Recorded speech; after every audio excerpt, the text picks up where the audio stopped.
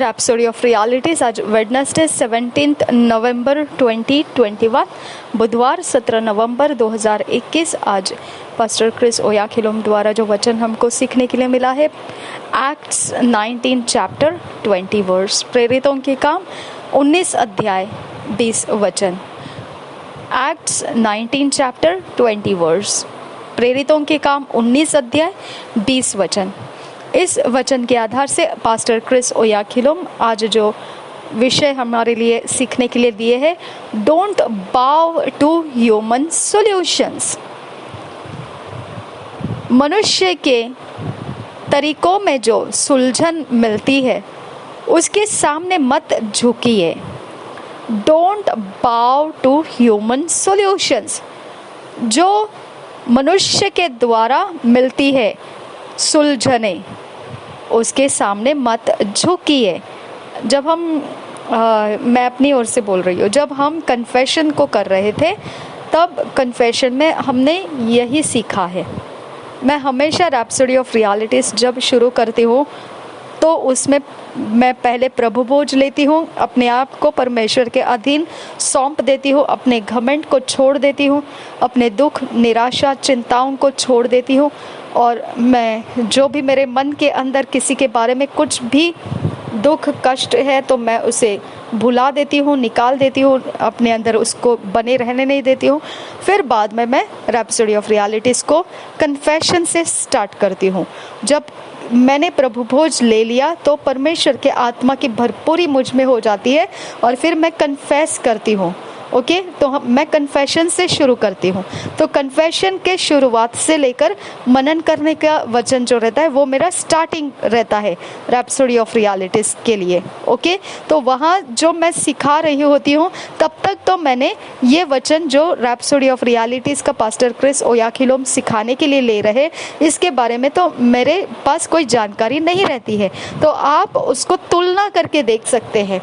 जो मैंने कन्फेशन में बोला है, जो मनन करने के वचनों में मैंने बोला है, वही सब कुछ आपको रैप्सोडी ऑफ रियलिटीज़ में भी सुनने को मिलता है। पास्टर क्रिस ओयाखिलोम भी वही बातें हमको सिखा रहे होते हैं। ओके, तो इसके लिए हमारे पास परमेश्वर का आत्मा एक मन से हमारे बीच में काम कर रहा होता है, ये हमको मिल जाता है। अब मैंने भी आपको वहाँ पे कन्फेशन के वक्त में यही सुनाया ना, यही समझाया कि हमारे लिए हो सकता है कोई मनुष्य के सामने गिड़गिड़ाए, कोई जगह में जाके बोले, कहीं पर कुछ करके कैसे भी करके अपनी उलझनों को सामना करने के लिए किसी के पास जाए, तो हम क्या करेंगे? फिर खुद ही एक आध दिन उन्हीं लोगों के द्वारा फंसा दिए जाएंगे, है ना। तो वो सहायता लेने से अच्छा है कि हम परमेश्वर के लेसन्स जो सीखे, lesson number 1, lesson number 2, lesson number 3, जो मैंने आपको कन्फेशन के समय में बताया, तो वो समय की बातें आप हमारे मुंह के अंदर से निकलने वाली बातों को हम फॉलो करते जाएंगे, तो हम ऐसे उलझनों से आराम से बाहर रहेंगे और परमेश्वर के अच्छे आशीर्वादित रास्तों से, मार्गों से, विपत्तियों से बचते हुए, सेहतमंद रहते हुए, आनंदित होते हुए और जीवन की डोरी बढ़ते हुए आगे निकल जाएंगे। हालेलुया। तो यही विषय आज हमको यहाँ पर भी मिला है। पास्टर क्रिस ओयाखिलोम जो हमको सिखाने के लिए जा रहे, बुधवार के 17 नवंबर 2021 में आज यही विषय दिया है। एक्ट्स 19 चैप्टर 20 वर्स के अनुसार प्रेरितों के काम 19 अध्याय 20 वचन के आधार से डोंट बाव टू ह्यूमन सॉल्यूशंस। मनुष्य के सुलझनों को के सामने आप झुकिए मत। डोंट बाव टू ह्यूमन सॉल्यूशंस। मनुष्यों के सुलझनों के सामने आप मत झुकिए। एक्ट्स 19 चैप्टर 20 वर्स हम पढ़ेंगे। So mightily grew the word of God and prevailed। और एक बार पढ़ेंगे। So mightily grew the word of God and prevailed। Acts 19 chapter 20 verse। इसी वचन को हम हिंदी में पढ़ेंगे। प्रेरितों के काम 19 अध्याय 20 वचन हम पढ़ेंगे। इस प्रकार प्रभु का वचन बलपूर्वक फैलता और प्रबल होता गया। ये मुझे अंकुर नरूला मिनिस्ट्रीज में और प्रोफेट बजिंदर सिंह जी के मिनिस्ट्रीज में दिखाई देता है। इस प्रकार प्रभु का वचन बलपूर्वक फैलता और प्रबल होता गया। और यही वचन पास्टर क्रिस ओयाखिलोम के लाइफ से तो हम तक पहुंचने का ये गवाही है कि बलपूर्वक हम तक वो आ रहा है और प्रबल होता रहा है। हालेलुया। तो हम ये वचन को और एक बार पढ़ेंगे। प्रेरितों के काम 19 अध्याय 20 वचन, इस प्रकार प्रभु का वचन बलपूर्वक फैलता और प्रबल होता गया।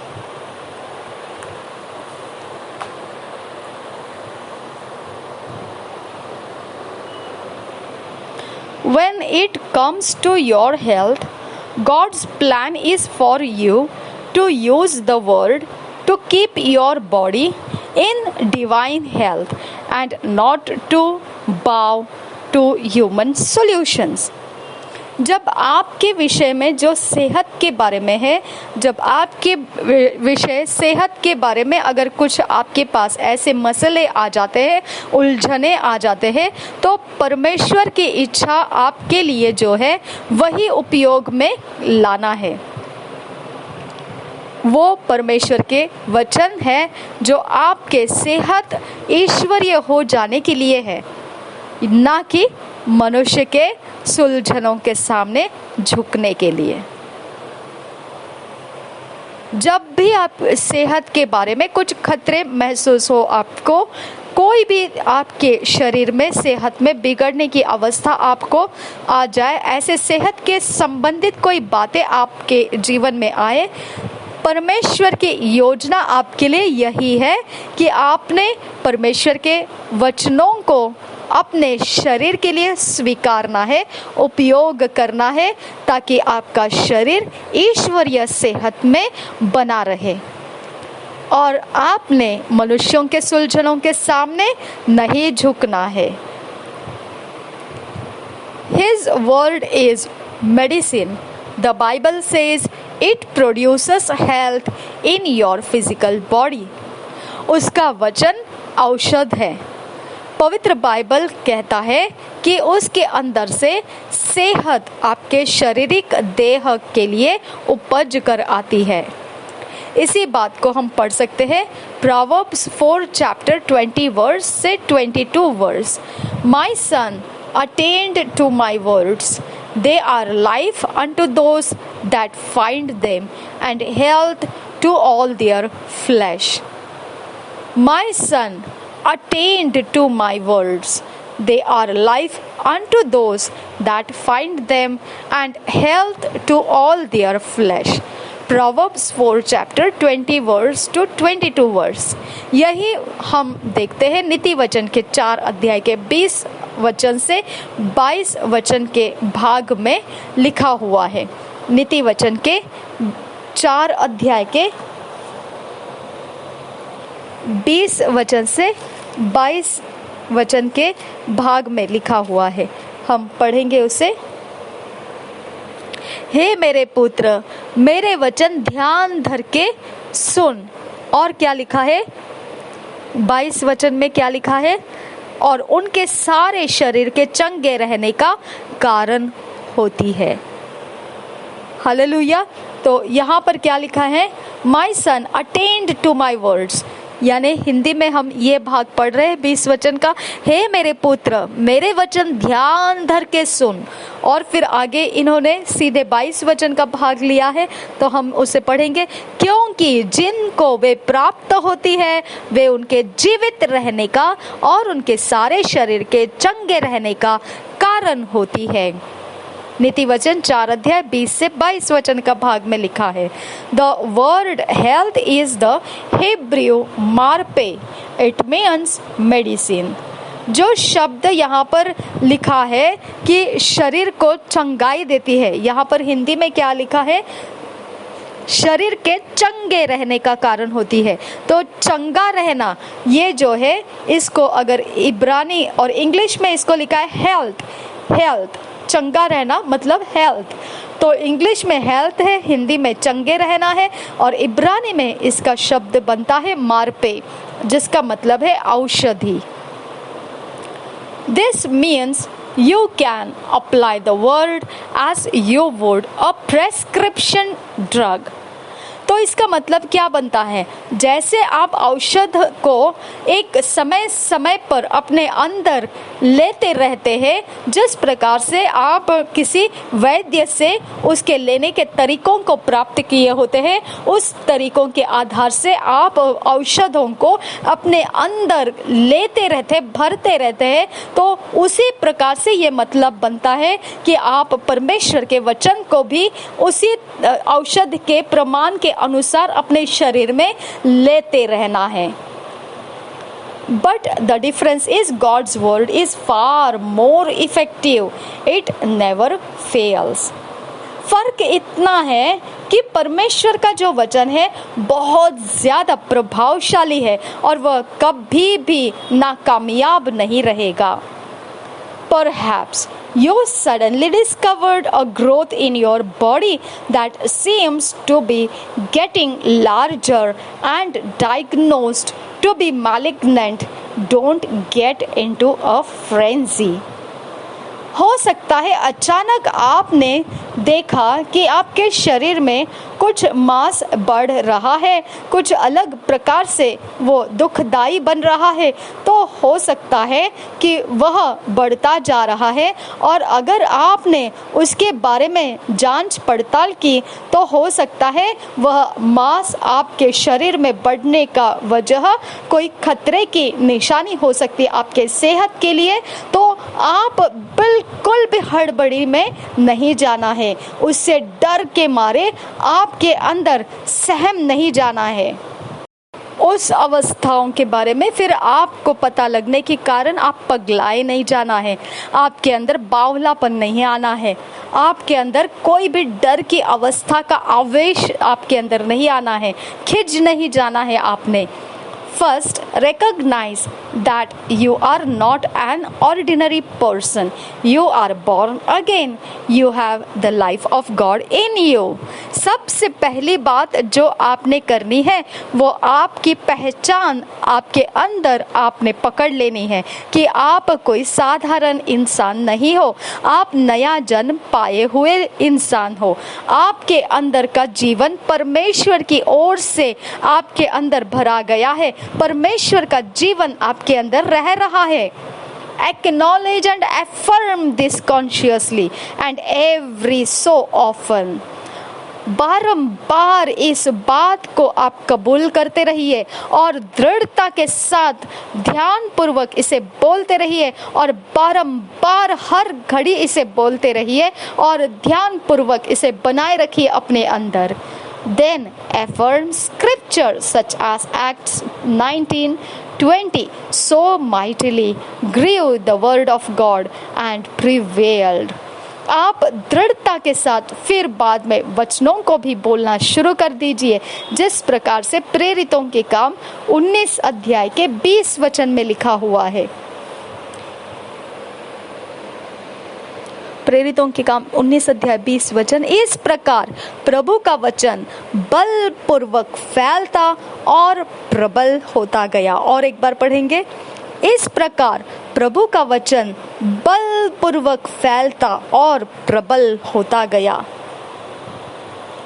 This is talking about the word growing mightily in Ephesus and prevailing over religion, darkness and everything contrary to the gospel, righteousness and the life of the kingdom. यह बातें हो रही है परमेश्वर के वचन के बढ़ने के विषय में। इफिसुस में बड़े सामर्थ्य के साथ बलपूर्वक लिखा गया है, बलपूर्वक वचन फैलता और प्रबल होता गया, ऐसा लिखा है। तो यह बातें हो रही है परमेश्वर के वचन के बलपूर्वक सामर्थ्य के साथ बढ़ते हुए वह इफिसुस में ऐसा हो रहा था, और सारे जो धर्म जातियां थी इफिसुस में उसके ऊपर प्रबल होता जा रहा था। अंधकार और सब कुछ जो परमेश्वर के सुसमाचार, धार्मिकता और परमेश्वर के ईश्वरीय जीवन के विरोध की बातें हैं, उसके ऊपर चढ़कर वो प्रबल होता जा रहा था। लोगों को वो सारे धर्म जातियों में से छुड़ा कर वो परमेश्वर के सच्चाई में लेकर आने वाला प्रबल बनता हुआ जा रहा था। If the word could work so mightily and prevail in a city as Ephesus, it will do the same in your physical body.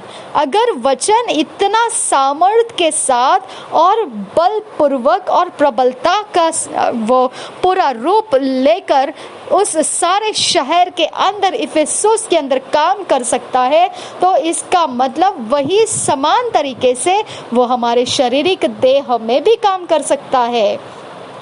Meditate and affirm the word.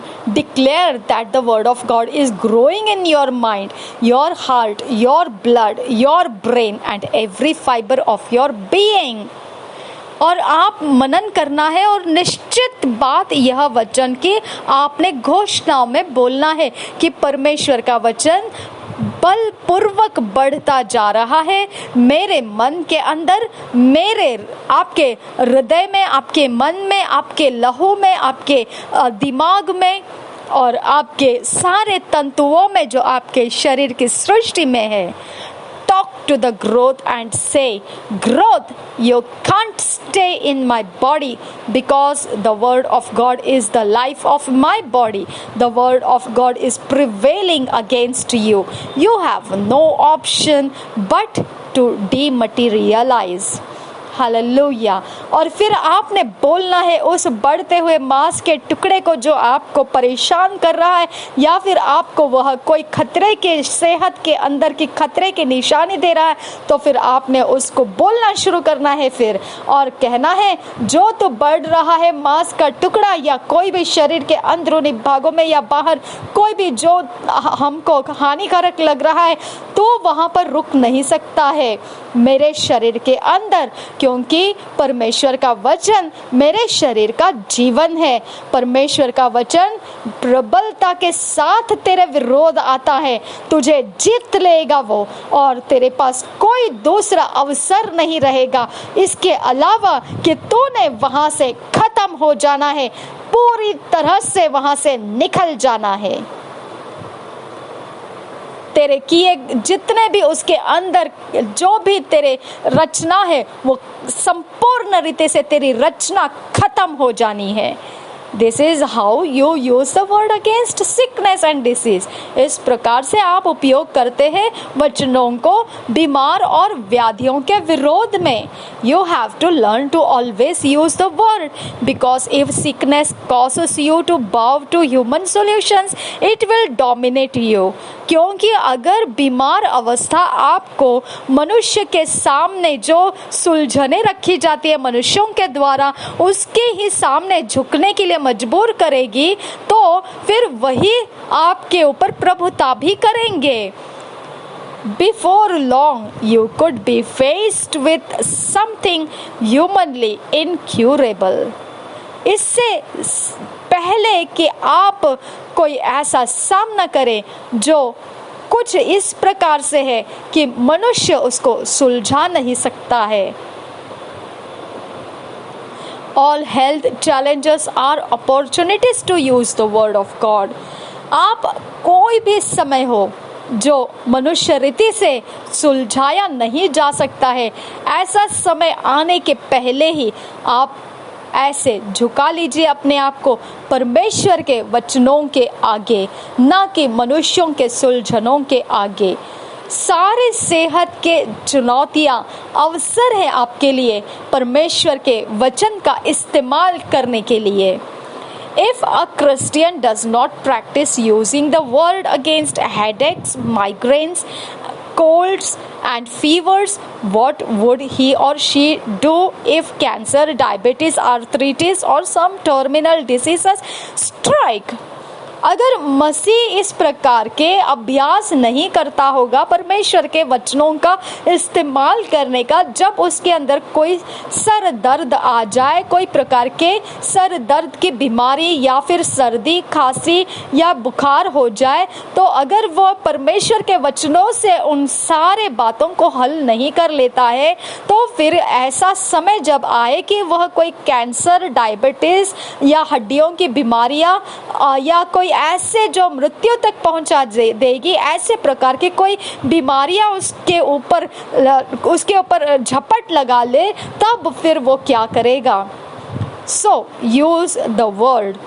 इसके लिए परमेश्वर का वचन जब भी ज़रूरत पड़ती है, तब मनुष्यों के सुलझनों को आप मत स्वीकारिए। आप परमेश्वर के वचन का उपयोग कीजिए आपके सुलझनों को प्राप्त करने के लिए। No matter how little you think the anomaly is, use the word and take charge of your health. कोई परवाह नहीं कितना कम आपके सोचों में आप देखते हैं इस कोई अवस्था जो बीमार कहलाती है, आपको कितना कम या कितने थोड़ी मात्रा में वो समझ आती है, इसकी कोई परवाह नहीं।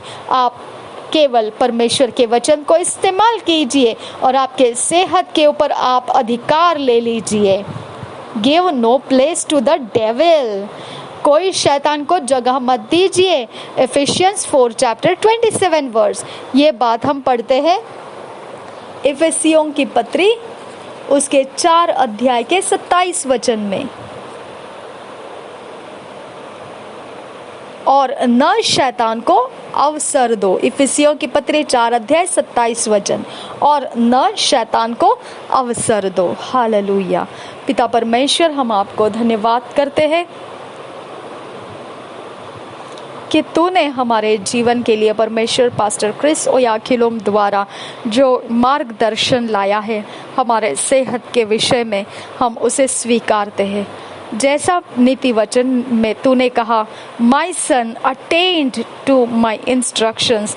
मेरे खुदा परमेश्वर, तूने कहा मैं जब सूचनाएं देता हूँ तू अपना ध्यान उसके ऊपर लगा, अपने मन में उसको रख ले। मेरे खुदा, आज जो रैप्सोडी ऑफ रियलिटीज़ में पास्टर क्रिस ओयाखिलोम द्वारा हमारे लिए जो वचन सिखाया गया है, उसको हम अपने मन में ले लेते हैं, अपने ध्यान में ले लेते हैं। पवित्र आत्मा, तेरे बिना इन वचनों पर ठहरे रहना असंभव है।